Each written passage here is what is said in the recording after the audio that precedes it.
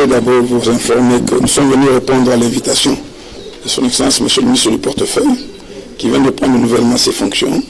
D'entrée de jeu, nous a fait part de ses préoccupations, savoir donner un peu la ligne de conduite de son fonctionnement pendant ce ministère, et voulait savoir en quoi est-ce que le projet Métrokin pouvait répondre aux préoccupations qui sont les siennes en ce qui concerne son ministère. Donc il nous a expliqué ce qu'il entendait des entreprises du portefeuille qui doivent devenir effectivement des leviers économiques participant au budget de l'État. Et à travers cela, il nous a donné l'occasion de lui présenter d'une manière très succincte et brève le projet Métrokin, et nous avons échangé. À la fin du compte, il a donné certaines directives que nous devons exécuter pour lui transmettre une note technique quant à ça.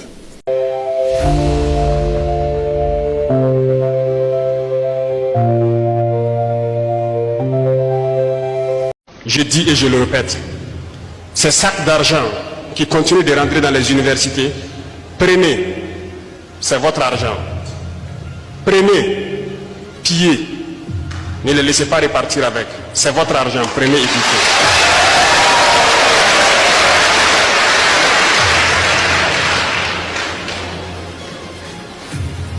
Ces individus ont cru que la politique hitlérienne pouvait marcher jusqu'à l'infini. Non. Il s'agissait donc de plumer cette jeunesse, de tout faire pour qu'elle reste pauvre dans la mendicité. De sorte que lorsque vous lui tendez un billet de 5 000 francs, il n'a pas le choix que de suivre et de se taire. Et au moment donc venu, on les utilise comme on veut. Non, la jeunesse doit être indépendante. Chacun doit pouvoir manger à sa faim et ne pas se plier aux ordres de quelqu'un. C'est parce qu'on a le ventre vide qu'on n'a pas le choix souvent, on suit. C'est cette politique qui a été adoptée depuis longtemps.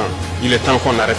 Avec l'honorable Nicolas, qui est député provincial, il y a que Tolukamoto, le Kola Ongana Mataki, qui ne kosala cadeau na gouverneur, il y a ville Daniel Bumba, qui ne ko tikela quand même moto, et pas banda komata moto, en même titre que les autres. Toko moto mususu, toki ko tikela président de l'Assemblée provinciale, et Levi Mbuta, yete abana kotambola nango, mususu toki ne ko tikela maître Jacques Ben Chabani, ministre Chabani, VPM à l'intérieur, tout ce qui est nani moto, et puis Moussoussou, tout ce qui est là, vient Jean-Pierre Bemba Gumbo. Ok. Jean-Pierre Bemba Gumbo. Alors, tout ce qui est là, épée moto. Donc, à Wanazol Kambongo, Yakosomba, ça fait combien de motos? Au moins 6 motos. Zela. Na provincial, Mibale. Na national, Mibale. Bon, 4. Tous sont bananes 4. Comme ça, tu peux tirer là. Voilà, tu me suis kende peut tirer la fatigue. Il faut tirer la paix fatigue. Nazo kende. Parce que c'est là que les gens font la confusion. Les chefs de l'État donnent l'ordre. Ils en ont pas filtré à pouvoir. Oui, c'est la Canade. Comme ça, bisonionso, toi, kate ni tuka. En plein centre-ville, le dépôt de la Sotraz. Fondée il y a 18 ans, elle compta jusqu'à 530 employés. C'était la plus grande compagnie d'autobus de Kinshasa. Auparavant, on avait plus de 300 bus, mais actuellement, on a peut-être 300 épaves. Combien il y en a qui roulent? Aucun, pas un qui roule. Qu'est-ce que font les employés? Les employés sont à la maison. Un chômage technique ou un congé technique, parce qu'il n'y a plus rien qui tourne, il n'y a plus d'activité. On n'a plus rien à espérer avec ces épaves ici.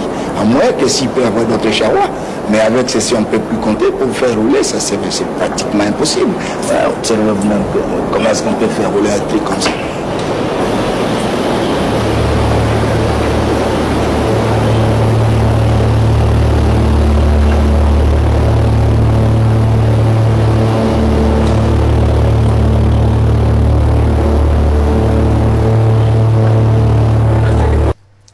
Ils ont passé pour moi, comment on a n'engé, battu à IDPS, ils ont manipulé les Congolais. Vidéo où vous avez Isali, il y a TV Suisse. Arrivé à musée, TV Suisse, et ça là archive oyo. Bakenda ko filmé parmi les réfugiés congolais aux Zaïwa à l'époque, bakimaka na Suisse, bazongaka ko travailler dans musée. ba journaliste wana ba compagnie bango bazolaksa réalité il y avait la Kinshasa ya Congo ndenge muza kutaki yango tango baluba faut benga nyama na kombo na ye tango baluba bazoloba Kabila mutabomi Congo Kabila mutabomi Congo Kabila moni bino moko balobi bien na vidéo oyo bazalaka na 300 bis wana et se retrouver ba épave ba tuni ba travailleur ceux qui ba kindawa balobi ba travailleur nyonso to ba na chômage de ngolo ba muza kutaki le côté na vidéo bomoni ezali ba épave ya pamba tout ko répéter vidéo oyo pour batunye so batala ba mona lokuta ya baluba manipulation ya baluba na ndenge ba pasteur ya baluba ba politicien baluba na bana na bango ya mike oyo ba botami na ba 2001 ba cotiser yango pour nous protéger pouvoir na bango ba kasaye bazo kosa Kabila muto abomi Congo ceux qui Kabila bomaki Congo ce que pour na bino baluba bo anda bundisa Mobutu ceux qui bino bola imiter mama be pour Mobutu no diriger les bien ceux qui ba congolais ba inaka ba zero ba ina Mobutu ça pour na bino donc si ko ndenge nini Mobutu aboma Kabila boma ba vidéo ya mwana tozomona état Mobutu atikaki transport public nazai ok directeur ya Sotras alobi yango babeni on peut combo nango ya kala Sotras alobi za na bisi mon côté alors Transco et botami awa na esprit de vie et botami awa sikoyo mabe ya Kabila ezanini na kosomba Transco bango batikaki 300 épaves morts batikaki 300 bis morts Kabila sombi 1400 bis na Kinshasa kaka ataki 440 bis 900 bis et nasima mutaboma yango Félix tozonga la vidéo boyoka to répéter après tozonga sous la commentaire merci. En plein centre-ville, le dépôt de la Sotraz, fondé il y a 18 ans, elle compta jusqu'à 530 employés. C'était la plus grande compagnie d'autobus de Kinshasa. Auparavant, on avait plus de 300 bus, mais actuellement, on a peut-être 300 épaves. Combien il y en a qui roulent? Aucun, pas un qui roule. Qu'est-ce que font les employés? Les employés sont à la maison. Un chômage technique ou un congé technique, parce qu'il n'y a plus rien qui tourne, il n'y a plus d'activité. On n'a plus rien à espérer avec ces épaves ici. À moins que s'il peut y avoir d'autres charrois, mais avec ceci on ne peut plus compter pour faire rouler, ça c'est pratiquement impossible. Observez vous-même comment est-ce qu'on peut faire rouler un truc comme ça.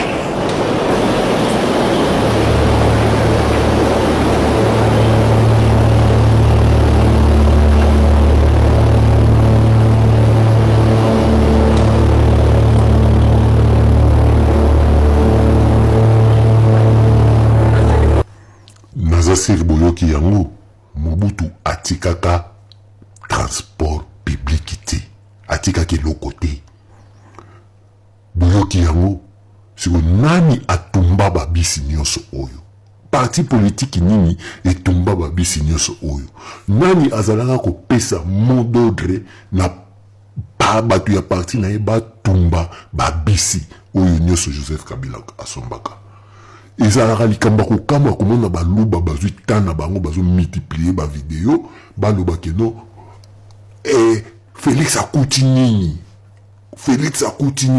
est-ce que Félix okazoka Congo lokola Joseph Kabila nga koka au dirigeant nga koka au dirigeant na bande bomoni babisi Joseph Kabila zwaki siko total wa bisi Chilomba zwaki et puis bino boza parmi bato batumbi ba moyen de transport nyoto na Congo bato bande ko détruire mais alemba kitazo continuer ko somba et puis tant de na pouvoir beaucoup lisusu babisi asombi bo continuer nango bo détruire yango mais bozoro loba ndenge Félix azwaki mboka est-ce que akoki vraiment ko kamba o mais mboka kutu donc na ndenge moko netangola azumboka ndenge José Edouard dos Santos atikeli Jean Lorenzo ya azumboka bongo azumboka na ba difficulté te azumboka na betité azumboka na nyongote azumboka ya mobimba kitoko ezanga kaka tapa pour makambo tambula abomi tout le mboke comme na kao écoutez ba biso ya kuté ki soka otika la kosomba yango ti akokima ya mwana bande ko soutenir nanga sokité Congo bokolela. Les flammes de l'indignation embrasent la République démocratique du Congo. Au cœur de la polémique, Jean-Pierre Bemba, vice-premier ministre chargé des Transports. Accusé de tenir des propos à connotation xénophobe et séparatiste, l'ancien chef rebelle fait face à une vague de critiques sans précédent. Une organisation a décidé carrément de saisir la justice. À ce comportement divisionniste, des activistes des droits de l'homme estiment que dans un contexte de guerre et de crise sécuritaire, la cohésion nationale est un impératif. Pourtant, pense-t-il, au lieu de rassembler, le discours de l'allié du président Tshisekedi fracture la nation. Selon le panel d'experts de la société civile, les déclarations du leader du MLC, enflammant les tensions ethniques, et fragilisent un pays déjà meurtri par des conflits intercommunautaires. Mais la partie plaignante ne s'arrête pas là. Elle rappelle que l'ancien premier vice-président de la République se serait octroyé le droit d'attribuer ou de retirer la nationalité congolaise à certains compatriotes, désignant même le président honoraire, Joseph Kabila, comme rwandais d'origine. Une affirmation lourde de sens, ont décrié les auteurs de la plainte, dans un pays où la question de la nationalité est source de tensions explosives. Abonnez-vous pour plus d'informations.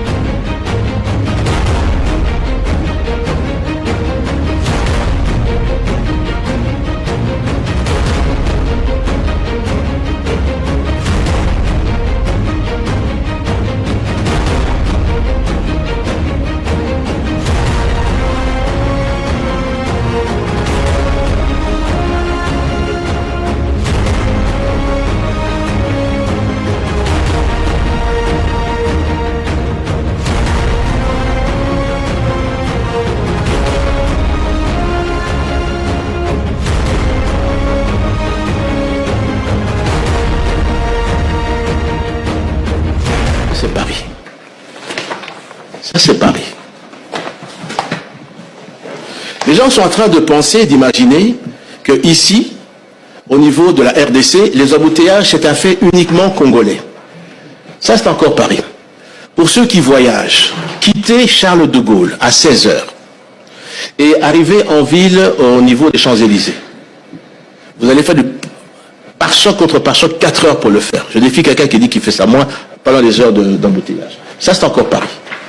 Je le montre parce qu'on veut manipuler parfois la jeunesse en leur disant non, voilà, les embouteillages, c'est le fait simplement de la RDC. Ça, c'est Londres. Ça, c'est le Caire, en Égypte. Ça, c'est encore le Caire. Ça, c'est Pékin, en Chine. Ici encore, c'est Pékin. Wapi wa chauffeur va sans la test baza. Moko mata. Chef ngai. Na mata chef. Mata.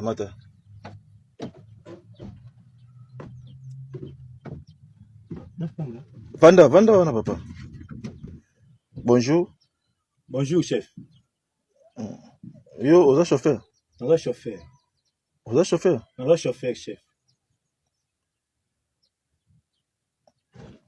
Osala nasala na kin.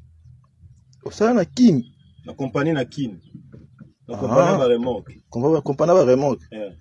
Okumba ba marque nya mituko.